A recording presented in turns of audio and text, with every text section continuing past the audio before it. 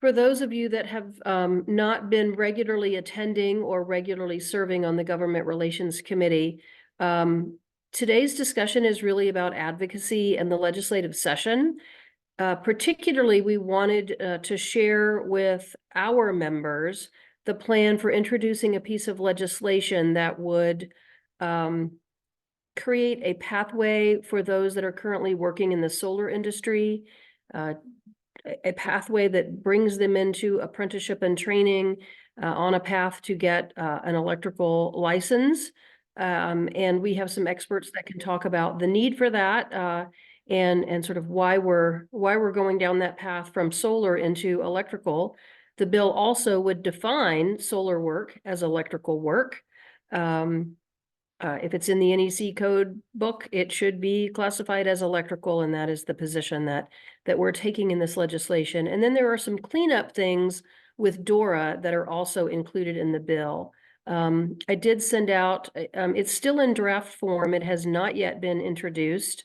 I don't know whether it's going to drop today. And when I say drop, I mean being introduced. But we wanted an opportunity just to talk about that, talk about some of the messaging points, and hopefully we will have 100% of our members supporting this legislation, but we want to make sure that we are communicating and educating and creating awareness around it, because if you have questions, so will others, and we want to make sure we are addressing your questions and concerns and highlighting messages, positives that you see as a result of this change. And then we can, once we've had a chance to talk through that draft and the message points, then we can open it up for other things that we might want to touch on related to other bills that are pending. Thank you, Jason. It now has a bill number 1263, licensure of electricians. So with that, I think I will just open it up, Jason and Tom, if I could lean on you just a little bit. I am going to share with you the high level from the fact sheet. In fact, I can share screen if you would like for me to do that. But I think I've hit on some of the issues around defining solar work as electrical work, creating a pathway for solar technicians. It helps our workforce development efforts. Jason, I'll let you talk about the NAPCEP and DORA implications. And what we're sharing is that this is good for 100% of the electrical industry. There should be, once we get the right education and awareness out there, we really are following in Colorado what we've seen sort of happening nationally, and we're just trying to make some alignment happen there as well. So Jason, Tom, can I turn it over to you? And if you have questions, unmute yourself. If you have questions, you can put them in the chat, whatever is easier. This was really just an opportunity for us to share with you what's happening in the industry. Jason, Tom.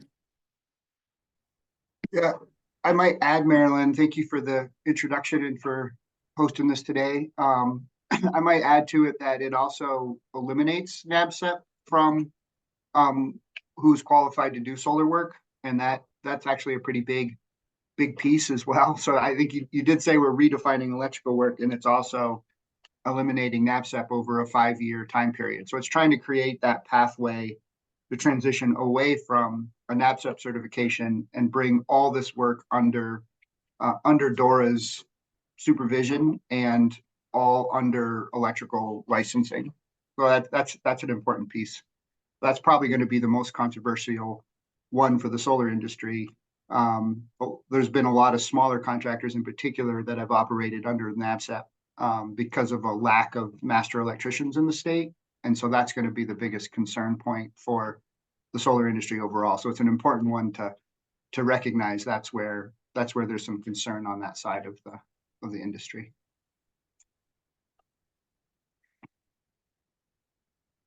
I can also speak to why we don't have a lot of questions. I think there's been some confusion within DORA and electrical inspectors about the purview or oversight of DORA and when that ends. And currently, DC work in the state of Colorado is not regulated by DORA. Now, people have to pull permits to install solar systems, but DORA doesn't have jurisdiction the way the state statute's written. So this is to bring all of that wiring work under DORA's supervision and regulation. That's a really big change. And I think one of the reasons why, for me, there's two main reasons. One, with the passing of the Inflation Reduction Act, the Department of Labor at the federal level evaluated whether or not solar was an apprenticeable trade, and the federal government and the DOL decided it was not. And so if solar work isn't apprenticeable, then what is it? To me, it's electrical. And the other reason is that storage work is going to grow and electrification work is going to grow. And right now, if DC work is not electrical work in Colorado, then who supervises and or is allowed to do DC work? And we have to redefine DC work as electrical work to put it under the supervision of DORA and to make electricians the ones qualified to do the work. So those are a couple other little cleanup pieces. I don't think I mentioned the apprenticeable trade piece when we've talked about this earlier. It came to mind as I was thinking about talking about this in the days to come. Two things, Jason, that I think that relate to that issue around if the USDOL and the federal government say it's not apprenticeable. To your point, where is it apprenticeable? Both IEC National and IBEW before the U.S. Department of Labor both submitted comments, if you will, not really testimony, but comments saying that solar work is electrical work, and they believed that it should be apprenticeable as part of an electrical pathway, as part of an electrical apprenticeship. So when we get to the point of testifying in support of this legislation before the House and Senate, and even providing comments for legislators on the Senate floor, we're going to want to reference that information. And I have IEC National helping me put that that content together so that we can pull from statements. And Jason, you may already have some too, because you've been so involved in this. Separately, IBEW and NECA and LIUNA have now reached an agreement at the national level, not in Colorado.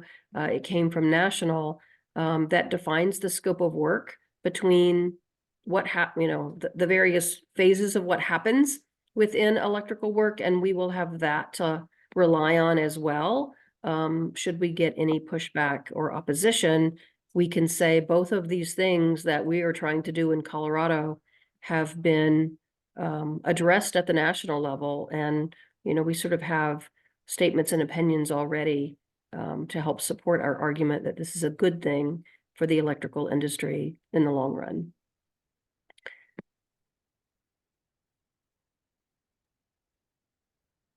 Yeah, I agree with Jason. He's done a lot of work on this, Marilyn, and my hat's off to him. It's, we're not trying to, we're trying to make DORA, it's closing a lot of loopholes that have developed. And I think this is all the way around just it's a great opportunity to do that for DORA. They've got to, like I said, like Jason said, the DC side has just seemed like it's been out there on an island on its own out there. So encompassing them and including them into this with everything else that's in that bill, I think, like I said, it's just going to close a bunch of real good loopholes that have been out there that are getting stretched. So like I said, Jason, my hat's off to you with what you've done on this. Well, and I appreciate both of you giving us the perspective. A couple of things to play devil's advocate for discussion purposes, and I do want to hear from those that are licensed electricians on the call or others that have questions about the process. So if the folks that are NABCEP certified, this is two questions. If the folks that are NABCEP certified say, well, we don't have enough master electricians in the state, which is why we've been going down this NABCEP route, is there anything that we can do to help in the transition if we are master electricians in Colorado is there anything that we can or should be doing to help support the transition? I think that's still a tough, I mean, we don't have enough electricians in the world. We don't have enough electricians in the state of Colorado. And if funding and direction is going to be electrify more homes and businesses, that's not going to reduce the need for electricians. So I don't know how to do that. I mean, there was some debate about, how many hours of NABCEP could count, how fast can the pathway be? And I think there's a little tension there where I think there's some in the electrical industry that are like, well, we shouldn't give them any credit for solar work. Or how can you give too much credit if the only thing you've done is solar work? But we also recognize we need some way to make this transition. So I think it's 5 years before NABCEP is gone. So I think giving clear timeline so that businesses can adapt and they can hire hopefully master electricians in that time frame, or you have 5 years to get the supplemental hours that get you between this transition point and licensure as a master or a journey person. So we're only allowing basically 4,000 hours in a 1 to 2 transition. So you're only halfway, not even halfway to a master's license. So that's why there needs to be a runway from here to there. And businesses are going to have to adapt. And I don't know beyond that. I mean, as a solar advocate, I'd love to see more support in that arena, but I don't know how to do it without changing the entire industry. And I don't think anybody has an appetite for that. So then my second question related to that then is, if we're not giving the license away, right? So what to be said if we have journey worker or master electricians that say, well, I had to go through 8,000 hours. I had to go through schooling. I had to do these things. There are, in fact, still other pathways that exist to become a licensed journey worker. We already do have other provisions. Can you speak to some of the other ways that there's a pathway already, and all we're doing is providing yet an additional opportunity for those that might have skills? And again, this is really more, Jason, for education and awareness, because I think this is going to come up even among some of our members that, well, they should have to do the same thing that I did. Although there are currently other ways to get to the same end goal. And at the end of the day, we aren't giving the license away. You still have to pass the test. Yeah, I was talking to Arapahoe County just yesterday, and the chief building inspector was like, well, you still have to pass the test. So I think for residential wire people, there is no education requirement currently in the state of Colorado. So nobody who has a residential wire license today was required to do education. Now you might need education to pass the test, but it's not required by state statute. So this doesn't change that. It doesn't fast track it. For me, the big thing is if this works, electrical work, then we need to give people the credit that have been doing it. You've been an apprentice doing this wiring for 4 years, and now you're saying those hours are worth nothing. That's not fair to those apprentices and to those professionals that have been doing that work. So if it is electrical work, we got to give credit for it. I think is an easy explanation to individuals. You still need 2 years in commercial industrial. You still need 288 hours of education, accredited education, to get a journey person license. You still need to have supervision hours as an active journey person license holder. So all of those rules are still in place. Nothing's fast tracked by any of those rules. And then, there's higher education opportunities in state statute that can accelerate towards a master's license. And you can have experience in the military or other similar type of training and education that can also count towards those 288 hours as well. And DORA has the ability to review a petition, and somebody could say, I was in the military on an aircraft carrier doing all the electrical work on an aircraft carrier, and I was educated through my military time in a military school on electrical work for aircraft carriers. can you count that as my 288 hours? And Dora has the ability to review that education and decide if that qualifies. So this would be the same if somebody's taken classes in the solar industry. Dora could review that education work and could consider it similar to it does military education as well. So those things already exist. Dora already has those powers. That wouldn't change here. All we're doing is creating an opportunity for on-the-job training hours to count towards electrical license if those on-the-job training hours happened with NABCEP. Does that help it? Like with that, I don't know if you have anything to add, Tom. How can I add to that? No, I think, like I said, I think the agreement, Jason, that we went to a 2-to-1 ratio.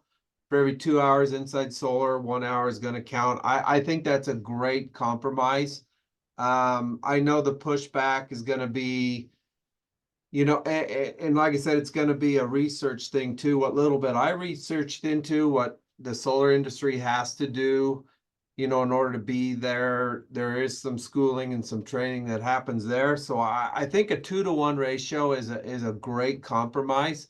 But like I said, we're not, like Marilyn said, we're not giving anybody a license. We're just generated another avenue here to get there. And like I said, the end game is, you know, I don't know if there's any other states that have done this with the solar. I don't know. But like I said, I just see it allowing Dora to encompass the whole NEC, all of it. And that's really what needs to happen. They need to be in charge of everything that's inside the current edition of the NEC. So like I said, all in all, I think it's a great bill.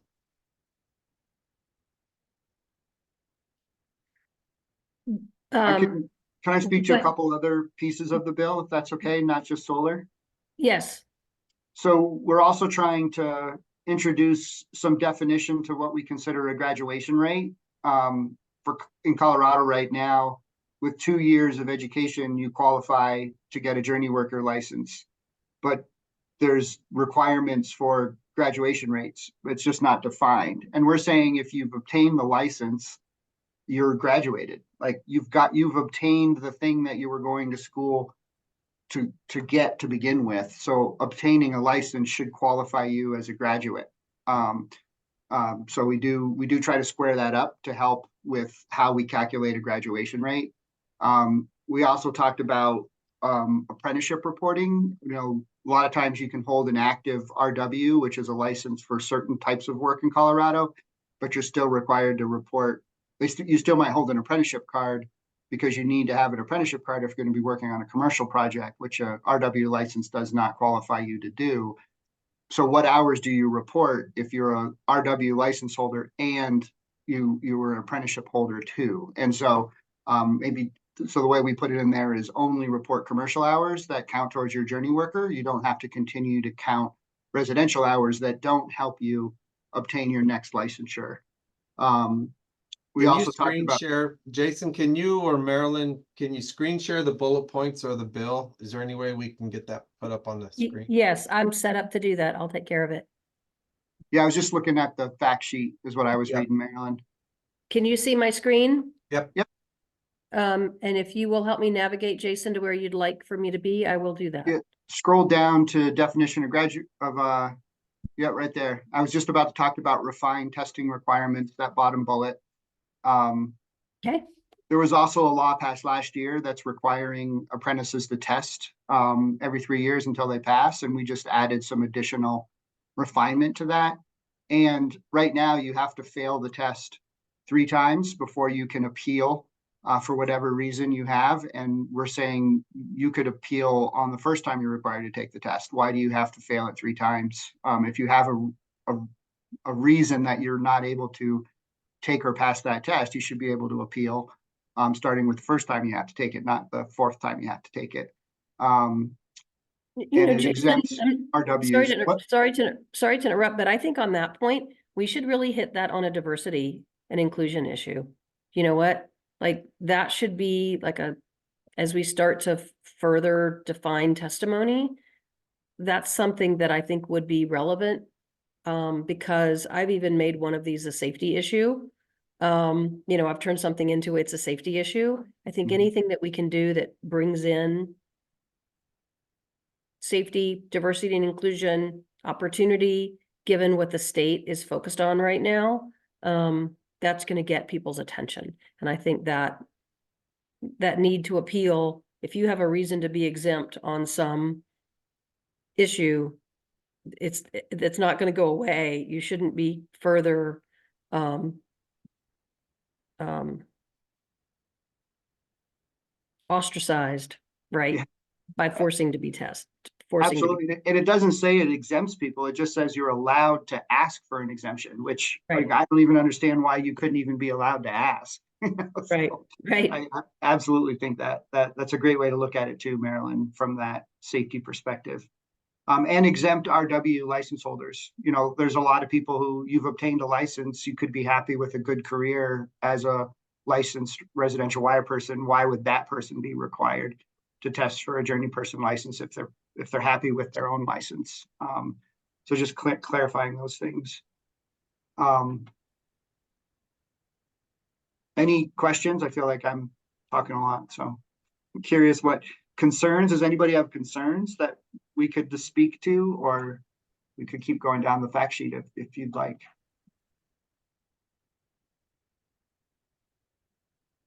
And if there are concerns, right now is the time to bring them up so that we can address them in our either on the call specifically, but also in our messaging. Because if you have a concern, if you're uncomfortable about something that we have not addressed so far in explanation, we need to make sure that we really do have our thought process all together, and everybody on this call should and can and does have a perspective. If not, Jason, I would pick it up with the next one. Great, I'll hit solar project scope, and then Tom, I'd love for you to speak to the prohibition of work beyond the meter.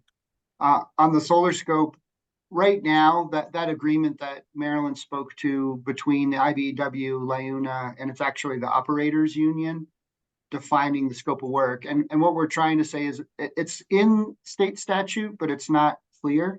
So it's further clarification about the assembly of racking and the physical mounting of modules to that racking is not electrical work. So it's trying to draw a very clear line to what the electrical work is, which is the wiring, and what is not, which is driving posts in the ground. I remember an old inspector meeting I went to a long time ago. One of the inspectors was talking about how if you put a cedar post in the ground to hold electrical equipment, is the cedar post need to be UL listed? And it's like if you're driving posts in the ground, is that electrical work? So it's helping create a real clear definition of where that demarcation point is between physical assembly and electrical wiring. So that's the last piece. And then prohibition of work behind the meter. Take it away, Tom. We've had, and it might not be so much in the urban corridor as much as it is out here in rural. Our REAs in the past, way back when they first were initiated, have supplied a lot of stuff for their consumer, the meters, the risers, and stuff like that. And none of that falls under the jurisdiction of DORA. Well, it hasn't, and it should. We've still got some, because they're still doing everything that the way they used to. So we're still getting, and like I said, just for an example, we're getting bare neutrals run down inside service masts down to meters and stuff like that. And this part of it here is to encompass everything from a point that the utility company makes as usable voltage for the consumer. Everything needs to be inspected by DORA, all the way down through the whole system, all the way up from transformer to plug. And we've had some utility companies that are starting to outreach their boundaries as far as generator plugs and stuff like that on poles that are not done according to NEC, according to the current edition of the NEC. So this is trying to close that loophole also. The pushback from the utility company, I don't know so much as, and only two companies I got to deal with out here. So like I said, just work with me, is Excel and Highline. And Excel has been real good with that. They've allowed us to mount a lot of their stuff on the pole. The customer buys the meter housing and they own the meter housing, but the utility company gets to plug in the meter. So that's their metering system. The REAs out here are still supplying all that with the risers and everything. And that's something that we just need to get inside of DORA so that it can be NEC inspected by the AHJ. So like I said, it's just trying to close in a loophole there. Also, like I said, with DORA being able to inspect that. And it's basically, like I said, just if we're going to do everything like we're trying to do with solar, we need to be everything from transformer to plug.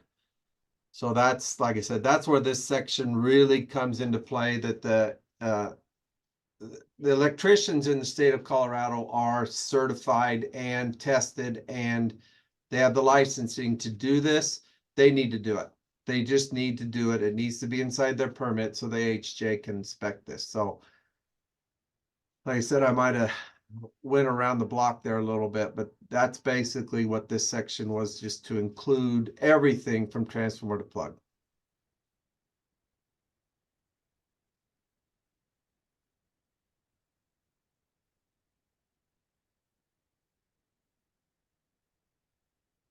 What do we think the AHJs are going to think about this legislation? Are there things that they're going to love? Are there things that we need to make sure that we're educating them as a group on? Honestly, my thought on that, Marilyn, is they are going to hate it. There is a lot more here for them to look at.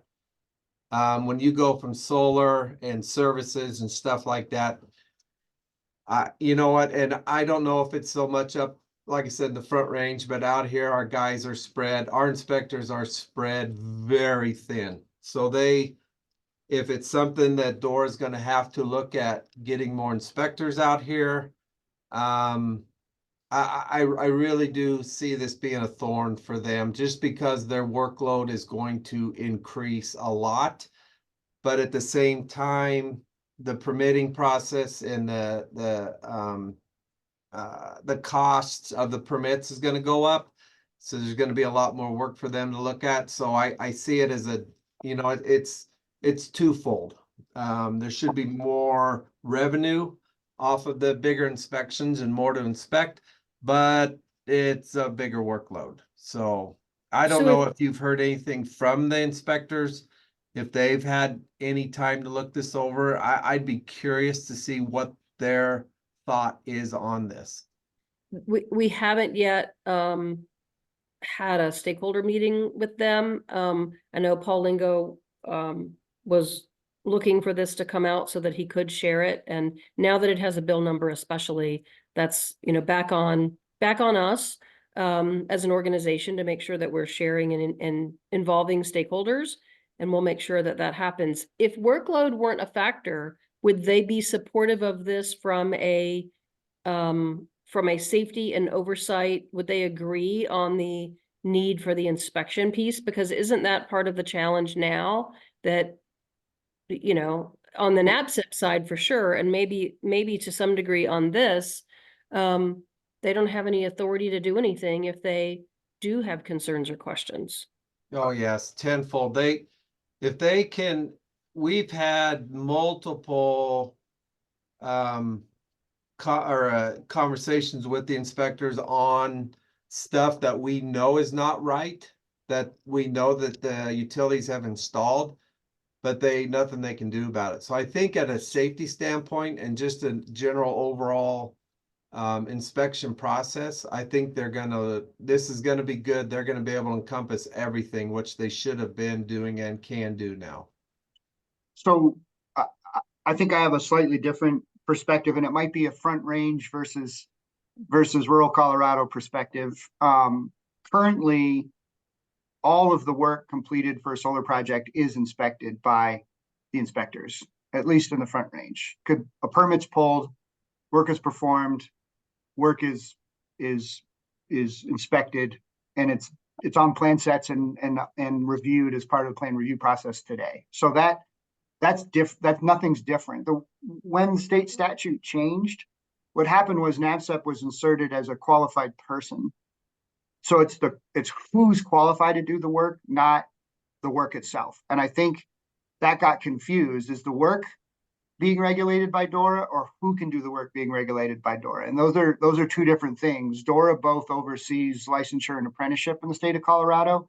It also is the inspectors that oversee the work performed. And I think that's where there's confusion. Inspectors have always had the jurisdiction over the work performed under the permit. Now, who does the work is what was confusing. And originally, the statute was written that this scope of work could only be done by NAVSEP certified individuals. Electricians could not do it. That statute changed about 5 to 7 years ago. And the piece that exempted DORA's oversight was in the section that talks about who can do the work, not the work itself. And that's why I think it's so confusing. And what we've done now is removed that. We're giving full jurisdiction to electricians to do the work. And that'll hopefully clarify that the work has always been inspected, and it's always been under the purview of the inspectors to have that work inspected. It's now just tightening up who can do it. And where it was is DORA did not want to regulate NAVSEP, meaning they're not administering tests, they're not ensuring people are qualified to be NAVSEP certified. And that's also turned into, there's no license check on the project site. If the inspector shows up and says, show me your electrical card, somebody could say, I'm NAVSEP, and they go, oh, that's not in our jurisdiction. And that's caused a ton of confusion over the last 7 years here in Colorado. And we're trying to clean that up so that both the inspection of the work and the people performing it are all under DORA's jurisdiction. Where it used to be only the work, not the person doing it, was DORA's responsibility. I do have some fear, though, that if even there's a sunset, we're trying to change that oversight immediately. There could be a fiscal note, to Tom's point. What is the additional work that DORA perceives under this additional responsibility? And we're not asking them to administer NAVSEP tests or to ensure whether somebody is a NAVSEP certified professional or not. That's not the intention. The intention is to make sure that people doing the work are qualified to do the work. And it's being able to ask for your certification card, not administering a certification card. Well, through last year's legislation, they were given additional FTE to do license checks. And I know in our outer lying, I wouldn't call them rural, but outside of the Denver metro area, especially in northern Colorado, I have had calls from contractors saying, oh, they're license checking in a way they've never seen it happen before. So the state hired people and they're working. And they hired people that don't have to be inspectors to inspect the work. They are card checking. And to me, asking for a certification card is no different than asking for an electrical card. It's not any extra work. You either have it or you don't. But DORA might feel very different about that. So we'll have to see what they say. That is a risk, is DORA feels like they need another FTE in order to do the additional workload that this is telling them to do. I don't see it that way, but we all have opinions, right? Right.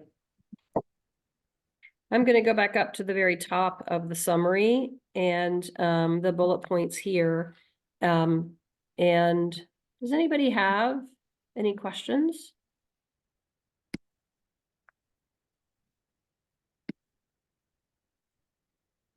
I can't, let's see, I need to get to the point I can see everybody.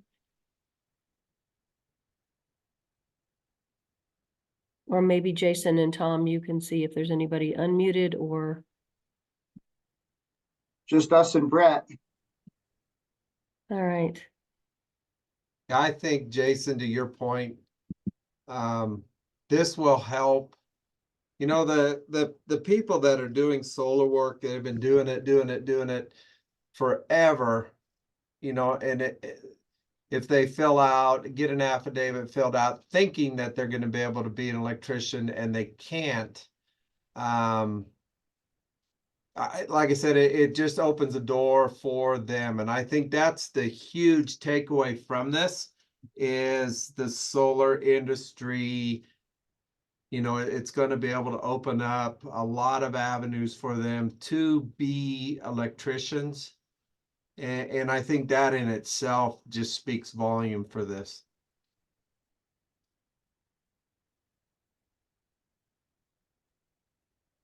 There'll probably be a few very local opponents, but the hope is that this is good for the vast majority. So we'll see how it plays out. Well, I think that if we can stay focused on the education and awareness and take any negativity as a potential lack of understanding, then, if we just work really hard there, if anybody on the call does think of an individual or a stakeholder group or someone that we believe it either might be impacted or might find this of interest. The other thing that I will be doing now that it's an actual bill and draft, I've been sharing that we're doing this with a couple of people, but some of our business groups are larger business organizations where we're connected on general business policy. They would reach out to us if it was a general business policy that they wanted us to support.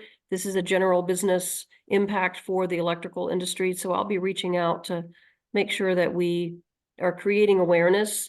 If we can get someone to support, great. But at least if we can deal with this from an education and awareness standpoint and not have anybody question it, or if they get questions or hear anything, we want to make sure that they're calling us first to be able to respond.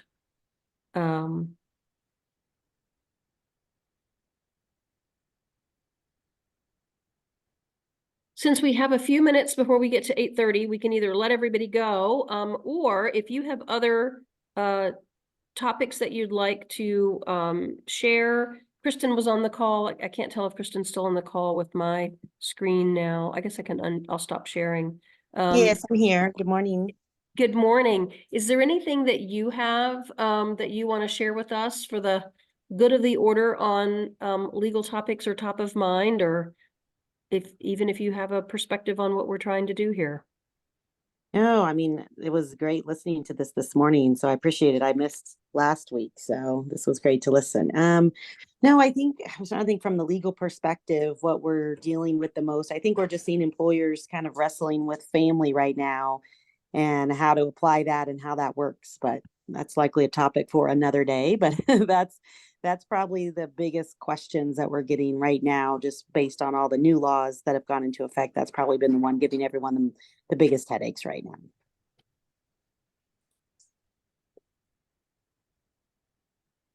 Awesome. Well, we'll make sure that as you continue, so Fisher Phillips has been great about putting OSHA updates and family and other, again, fact sheets out on different topics. And we always put them in our e-news, our monthly newsletter, which just went out late last week. With a couple of different things, we actually had to do an addendum, Kristen, because we had more than one thing that we thought was an important topic to share. But we continue to push those things out to our members. So if you get something from us that references Fisher Phillips, it is about your general business operations. And we want to make sure that people are really relying on those fact sheets because they're great and always timely with issues. And Kristen, when you think it needs to be a topic for the point of a member forum, let me know and we'll get that back on the agenda. I was planning to do sales tax as a member forum topic, but bumped that to a future topic when we knew this bill was going to drop, and I really wanted us to have this advocacy conversation. There are a couple of other bills pending. If you're not getting the tracker, I can send it to you. It's also in our e-news and other emails, just so that you see sort of the top of mind things that we're covering. And if you hear of something, let us know so that we can make sure that we're following it. If you are available to come for lunch today, we do invite you to come join us. We're doing an IECRM Loves Its Members Luncheon for Valentine's Day, and we have all of our committee chairs to talk about the work of all of our committees. We're going back over some of our member benefits and programs and services, just as a reminder for different ways in which to, further leverage your membership beyond continuing education and the apprenticeship program. There are so many ways to get involved and be active that we invite you to come have lunch with us. Can I do DoorDash, Marilyn, out here to Sterling? You got somebody? You know what? I might just do that for you so that it's not going to be on Zoom today, but I can still buy you lunch. But next Friday, I owe you. You've been out here. I owe you. I don't mind a bit coming out there. Are you kidding? It was a beautiful drive, and I found a new store in downtown Sterling, so I'm good. The other thing I would say, in addition to lunch today, is that next Friday, the 23rd, from 3 to 6 p.m., we are doing the grand reopening of our Fort Collins campus. So Tom, if you feel like coming over to Fort Collins on a Friday afternoon, we'd love to show you the new space. We are so incredibly excited to be opening it next week, back to having students in class. We will have 3 full classrooms. And there are, as with any new construction, we still have the electricians working on a couple of things, but we are ready for action, and look forward to welcoming students back next week in class. And then our board members are going to do their annual planning retreat over the lunch hour and early afternoon on the 23rd. And then we're opening up the open house for the contractors that built the space, that did the work, as well as the many, as in probably 20 of our industry partners that they provided donations to really help us cut the cost of getting this work done. And I just can't thank our distributors and suppliers and manufacturers enough for what they supplied and supplied again. If we realized we needed a little bit more of something, I think everybody will be very impressed. And I don't know if David is still on the call or not, but I'm gonna give credit to credit or blame. I'm not sure, David, for how this all started, right? Because David and I met a legislator, Kathy Kipp, to give her a tour of the Fort Collins campus. And when we walked out afterwards, David said, "We can't show this space to elected officials. We've got to have a better way to train. It needs to look like North Glen." And David, you haven't seen it yet, and we won't let you see it till next Friday. But it is, in fact, what I would call a miniature version, a miniature, in some ways, more modern version of what we were able to create in North Glen. So our members should be very proud. We're very proud and excited, and our elected officials will be too when we start bringing them through. But so, David, I can't wait. It's either all your fault or all your fault. Right. Thanks, Marilyn. I can't wait, and it's gonna be fantastic, and we'll have to get Kathy Kipp back there. That's what I was thinking. And I don't mind if she comes next Friday, but we definitely need to give her the re-envisioned tour of training the next generation electrician in Northern Colorado. So I tell you what, for those that want to go to class while in the bathroom, they're going to be bummed. yeah, I think it's exactly. going to be awesome. Exactly. Yeah. And I think all of you know that story, that when we moved into the space 7-8 years ago, we took it as is and started having classes there. We didn't change a thing, really. We just moved right in, and it had previously been a chocolate candy company, a candy manufacturer.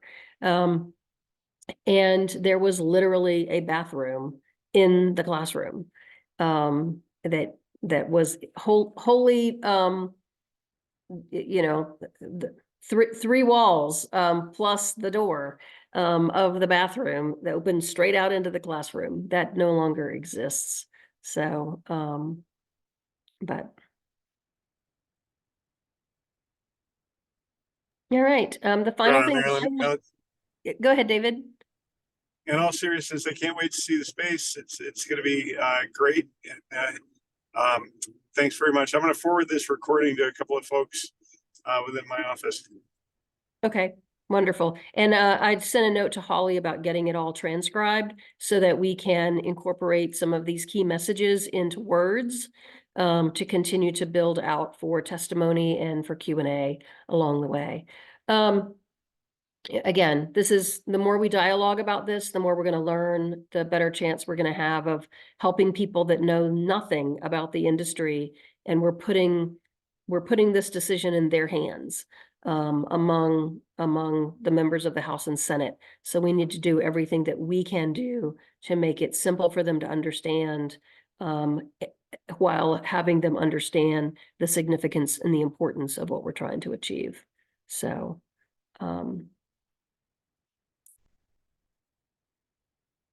awesome. The final thing that I will say is that if you have not yet picked your project or your people to submit for a Summit Award, please get those nominations underway. Everyone has until March 11th. And I can't see how we can extend that deadline beyond March 11th in order to get things ready for the April 24th awards program, which will be at Empower Field. One of the things that we did this year that I need everybody to promote and talk about is, we've had concerns about some of the commercial and industrial projects being hard to win because others seem to have a lock on that category from year to year. So what we did this year was expand it, just like we have our members join based on the number of field workers. We have divided the awards to be able to submit your projects based on the number of field workers.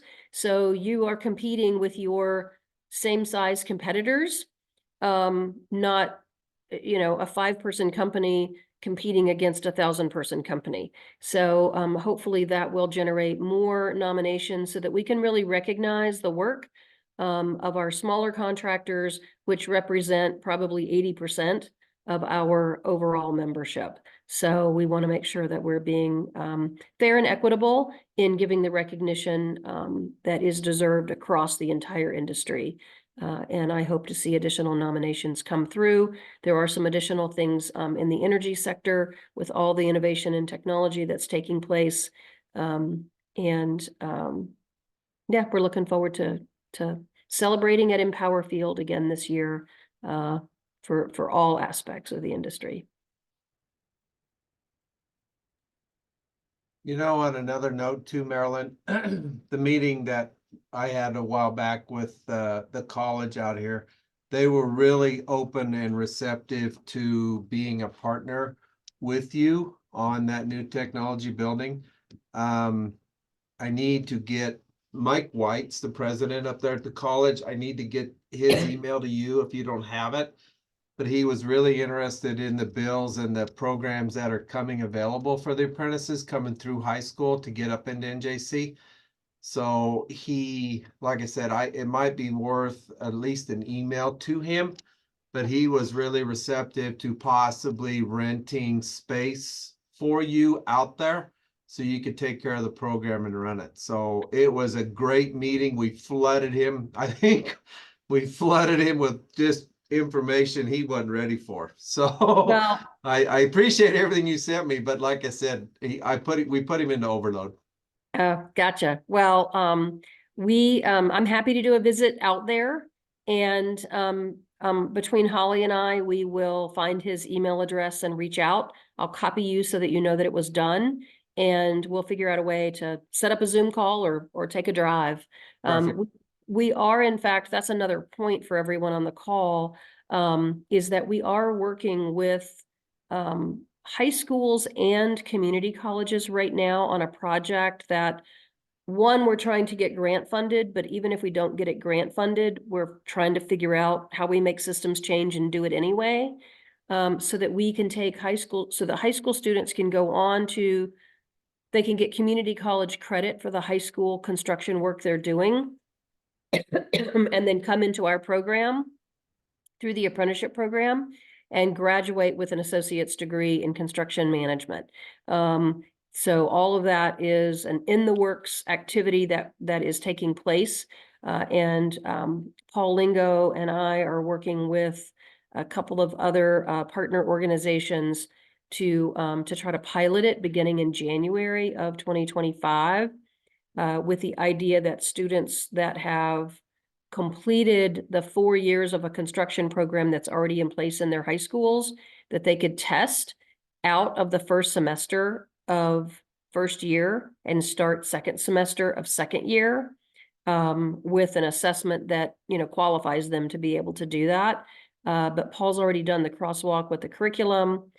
This is a project we've been working on for a couple of years, and it's finally beginning to come a little bit more to fruition. But it's another way for what high schools are doing in the construction sector to be able to advance them into an apprenticeship program post high school graduation. So we're feeling really good about starting that pilot this year. And we want to find both an urban school, Tom, and a rural school. We're not in charge of the final selection, but the community college sort of side of the house is. But I have let them know that you know, we might want to go east, northeast. So. Perfect. All right, well, now you only get 5 minutes back of your time, but I hope that gives you an extra bit of time to get to see us at lunch today. Thanks everybody for your time. Let me know if you have questions or have concerns along the way. We'll see you next time.